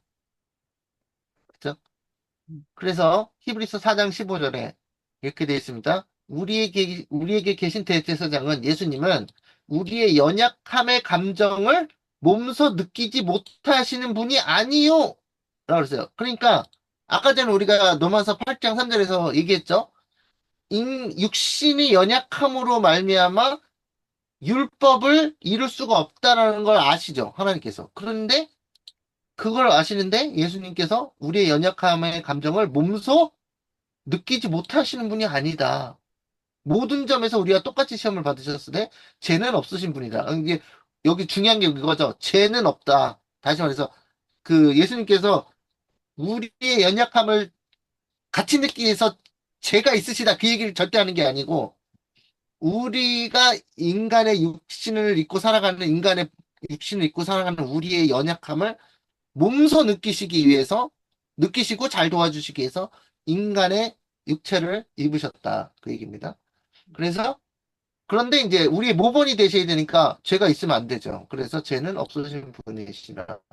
그러므로 우리가 긍휼을 얻고 필요한 때에 도우시는 은혜를 얻기 위해 은혜의 왕자로 담대히 갈 것이니라. 나갈 것이니라. 그래서 그래서 여기서 중요한 게 뭐냐면 예수님은 죄를 인간으로 오셨지만 죄를 한 번도 안 지으셨다. 이게 되게 중요한 겁니다. 그런데 죄를 짓고 살아가는 죄인들을 인간의 연약함을 예수님께서 몸소 느끼셨기 때문에 어, 어, 그 죄인들의 육체를 입고 살아가는 죄인들의 죄로 기울고 짓고 살 수밖에 없는 죄인들의 연약함, 육체의 연약함을 보시고 그를 도우시기 위해서 대제사장이 되셨다. 그겁니다. 그래서 우리의 연약한 감정을 몸소 느끼지 못하시는 분이 아니시다. 다 우리의 연약함을 느끼셨다. 예, 그렇게까지 우리를 사랑하셔서 우리를 도우시러 오셨다. 지금 돕고 계시지만 그래서 여기 보면은 그리스도의 죽으심으로 하나님과 동등하시며 하나님 아버지의 영광의 광채시여 본체의 형상이신 그리스도께서 당신의 신성의 인성을 입히시고 죄인들을 위하여 고난을 당하시며 죽으시기 위하여 이 지상에 오셨다. 하나님의 독생자께서는 당신 자신을 낮추셨으며 죽기까지 복종하사 십자가의 죽음을 맛보시게 되셨다. 당신의 몸에 저의 저주를 지심으로 주님께서는 모든 인간이 미칠 수 있는 곳에 행복과 불멸의 생명을 주셨다. 이렇게 얘기했습니다. 그래서 오늘 교과의 주제는 겸손함으로 연합회인데, 어, 사실 예수님이 모분이었어요. 예수님이 겸손해지심으로 인간의 육체를 입으실 정도로 무한히 겸손해지심으로 우리 죄인들과 연합하셨다는 거예요. 그렇죠? 결론은. 그래서 우리도 똑같이 예수님의 마음을 품음으로 우리가 예수님의 마음을 품기 때문에 겸손해진 겁니다. 그래서 겸손해져서 교회 안에서 사람들을 사랑으로 끌어안고 뭐 유다처럼 뭐 어쩔 수 없이 배신하고 배도하고 나가는 사람이 있을 수 있겠지만 슬픈 일이 있을 수 있겠지만 최대한 하나님의 사랑으로 그들을 이제 껴안으면서 오히려 그들을 위해서 기도하고 예. 여러분의 자녀가 이단에 빠지면 어떻게 하겠어요? 아, 잘 나갔다. 그 이단에 빠진 사람들 그러겠어요? 예? 예, 여러분의 자녀를 사랑하듯이 교인 한 사람 한 사람을 자녀처럼 여기고 그 사람이 혹시 뭐 잘못된 길로 나아갈 때 아, 내가 그 사람 그럴 줄 알았다니까 이러는 게 아니라 예. 아, 그 사람을 위해서 원수도 사랑하라 그랬는데 형제도 사랑해야 되겠죠. 그래서 그 사람들 위해서 기도하고 하나님께 그 사람을 구원할 수 있게 해달라고 이렇게 기도하시고 그렇다 그래서 뭐 동조하라는 얘기가 아니죠. 뭐 이단에 빠진 걸 동조하라는 얘기가 아니라 사랑하긴 하지만 그 사람을 위해서 기도해주고 그 사람의 구원을 위해서 애쓰는 그런 사랑. 그것은 예수님에게서만 하나님으로부터만 올 수 있는 정신과 사랑입니다. 그래서 우리가 그런 걸 창조해낼 수 없기 때문에 우리는 받아야 된다. 하늘로부터 오는 걸 받아야 된다. 그래서 선물입니다. 그 성령은 하나님의 선물입니다. 그래서 예수님께 구하면 받을 수 있다. 그래서 예수님께서 또한 그 인간의 연약함으로 오셔서 우리에게 예수님의 성품을 가질 수 있는 길을 열어놓으셨다. 그거죠. 그래서 결론입니다. 교회증언 740페이지 교과에 나온 내용인데요. 금요일 소재예요. 대대로 인간의 마음이라는 통로를 거쳐 내려온 모든 구성에 엄마 아빠의 사랑, 자녀들에 대한 사랑, 그죠? 있죠? 그런 것이 분명히 사람들의 심령 속에 솟아난 모든 온정의 샘들은 하나님의 무한하고 다함 없는 사랑과 비교하면 끝없는 대양의 대양에 대한 작은 시냇물에 불과하다. 보니까 그 부모가 자식 사랑하는 마음 끔찍한 사랑이 있더라고요. 그죠? 그런데 그 사랑도 위대한 사랑이겠지만 하나님의 사랑에 비하면 퍼시픽 오션, 태평양의 그 사랑을 하나님의 사랑이라 비교한다면 우리 인간이 가지고 있는 그 사랑은 작은 시냇물에 불과하다.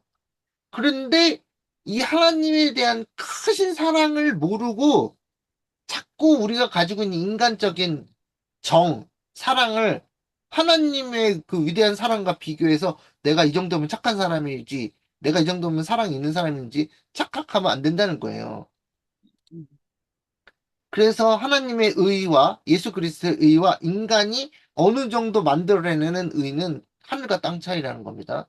그래서 그걸로 착각을 하고 교회를 다니시면 안 돼요. 그것은 말로는 표현할 수 없고 붓으로도 묘사할 수 없다. 그래서 이제 그 사랑을 다 표현할 수가 없죠. 그대는 매일의 생애에서 그 사랑을 묵상할 수도 있고 그것을 이해하기 위하여 부지런히 성경을 연구할 수도 있다. 하늘 아버지의 사랑과 긍휼을 깨닫기 위하여 하나님께서 그대에게 주신 모든 능력과 재능을 동원하여 노력할 수 있다. 그럼에도 그것은 여전히 그 너머에 있는 무한한 사랑이다. 여러분이 그 이해가 안 되고 그게 이게 가늠이 안 되는 게 옆집에 있는 나쁜 놈이 있어. 내 친구 아들 친구인데 아들 친구가 엄청 나쁜 놈인데 그 아들이 사형 선고를 받았어. 재판에서. 아우 엄청 나쁜 놈이네. 근데 그 옆집에 있는 아들을 내 자식만큼 사랑하지도 않는데, 사랑해서, 그 아들을 죽는 것보다도, 그 옆집 아들이 죽는 것보다 내 아들을 줄 테니까 내 아들을 희생시켜 할 사람이 누가 있어요? 아무도 없죠. 그렇잖아요. 그러니까 하나님의 사랑, 무한한 사랑을 이해할 수 없는 거예요. 그게 가늠할 수 없는 거예요. 그래서 하나님의 의는 하나님의 사랑과 하나님의 사랑이시니라 하면서 하나님이 나타내는 그 의는 인간이 만들어낼 수 없는 거예요. 스스로. 그래서 받을 수밖에 없는 겁니다. 그런 사람 가지고 계세요? 아, 옆집에 그 사람 저기 죽게 생겼는데 내 아들이 대신했으면 죽었으면 나을 텐데 그런 분 계세요? 아무도 없죠? 그게 하나님의 사랑이라는 거예요.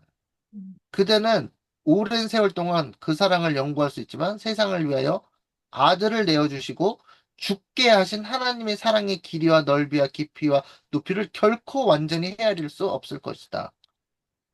이런 사랑을 계시고 계신 하나님이 우리 하나님이라서 참 다행이죠. 예. 사랑이 없는 하나님이었으면 어떻게 할 뻔했어요? 자, 영혼조차도 그것을 결코 완전히 드러낼 수 없다. 그러나 우리가 성경을 연구하고 그리스도의 생애와 구속의 계획을 묵상할 때 우리는 이 위대한 주제들을 차츰 이해하게 될 것이다. 예. 아, 그래서 우리의 그 기독교의 핵심이 이거예요. 근데 이제 저는 이제 굉장히 그, 그 부자 선지자인가 거기 보면은 나오죠.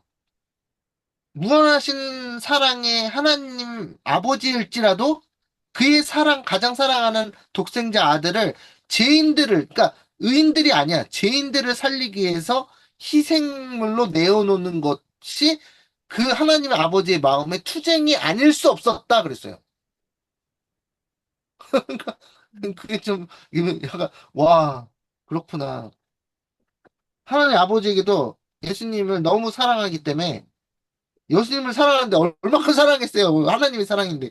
그런데 죄인들을 위해서 자신의 아들을 그 그 십자가에 못 박게 하는 것이 하나님의 마음의 안에서도 투쟁이었다고요. 그게 신의 고뇌. 예, 그것이. 예. 그리고서는 결단을 하신 거예요. 아들과 그 하나님의 예수님과 그 평화의 의논을 거쳐서 그거를 구원의 계획을 마련하신 거예요. 그러니까 그런 사랑을 묵상하고 명상할 때 우리가 얼마나 하찮은 마음으로 형제들을 이제 이렇게 그 겸손하지 못하고 교만하거나 아니면 형제들을 미워하고 그랬는가. 그러니까 우리는 뭘 봐야 돼요? 예수님의 십자가와 하나님 아버지의 사랑과 그 독생자를 내어주신 하나님의 사랑을 바라보고 묵상해야지 우리의 마음이, 우리의 그 약간 불순한 마음이 정결케 되는 겁니다. 그것을 생각할 때. 그래서 그거는 하나님의 사랑을 받기를 기도하셔야 된다는 거죠. 우리 모두가 저를 포함해서. 그렇게 될 때 우리는 예수 그리스도의 마음을 받고 하나님의 계명을 지킬 수 있는 사람으로 성화는 하루아침에 되는 건 아닙니다. 그래서 일생의 과업이라고 했죠. 그것을 우리가 그 길로 나아갈 수 있는 것이라고 생각합니다. 물론 다 하나님의 공로입니다. 우리의 공로는 없고 그 예수님의 공로이고 그것을 우리에게 복음으로 주신 예수님과 하나님 아버지께 감사를 드립니다. 그래서 이렇게 해서 교과를 마치겠고요. 혹시 하실 말씀 있으신가요? 오늘 너무너무 솔루션도 좋고 준비도 많이 하셨고 하나님의 그 원대한 사랑에 컴페어할 때 우리의 사랑은 우리가 자식 사랑하는 그 사랑은 시냇물에 불과하다. 너무너무 이해가 됩니다. 너무너무 좋은 예화였고 네, 감사합니다. 우리 선교사님 기도하시고 네, 또 질문 있으면 받죠. 네, 좋습니다. 하늘에 계신 하나님 아버지, 저희에게 또 하루의 생명을 허락하시고, 또 이 시간 또 우리가 배워야 될 중요한 말씀, 교과를 배울 수 있도록, 또 공부할 수 있도록 도와주시니 감사드립니다. 어, 가장 오늘 배워야 되는 그 핵심 내용 중에 하나가 너희 안에 이 마음을 품으라, 곧 그리스도 예수의 마음이니, 이 명령을 약속으로 주셨으니, 저희 모두가, 어, 인간적인 죄인의 마음을 버리고 이 하나님의 아들, 독생자 아들이신 아들이 가지셨던 사랑의 마음을 저희 마음에 품기 원합니다. 아, 그렇게 예수님께서 저희 마음에 거하시고 우리가 사는 것이 아니라 우리 안에 예수께서 사시는 것이 성취되길 원합니다. 그래서 저희가 예수님이 참 제자가 되길 원합니다. 저희가 말로만 형제들을 주위에 있는 영혼들을 사랑한다고 하지 않고 오직 저희 안에 예수님의 마음, 성령을 받아서 저희가 예수님의 제자처럼 하나님의 아들과 딸처럼 행동할 수 있도록 언행할 수 있도록 주님 저희를 도와주시옵소서. 아멘. 죄를 미워하고 죄를 증오하고 저희 자신을 육체의 정욕과 욕심에 따라 살지 아니하고 오직 하나님의 뜻을 따라 행하고 또 하나님의 또 일을 사업을 동참하기 위해서 자신의 모든 생애를 하나님께 바쳤던 또 사도 바울의 그 옥중 서신을 읽으면서 정말 어, 예수님만 그렇게 할 뿐 아니라 예수님 믿는 모든 제자들도 정말 자신의 삶의 목표보다는 우리의 삶의 목표가 하나님의 원하시는 삶, 또 하나님의 사업, 구속의 사업에 저희가 헌신할 수 있도록 저희 마음을 인도하여 주시옵소서. 아멘. 예수님의 이름으로 기도드렸습니다. 아멘.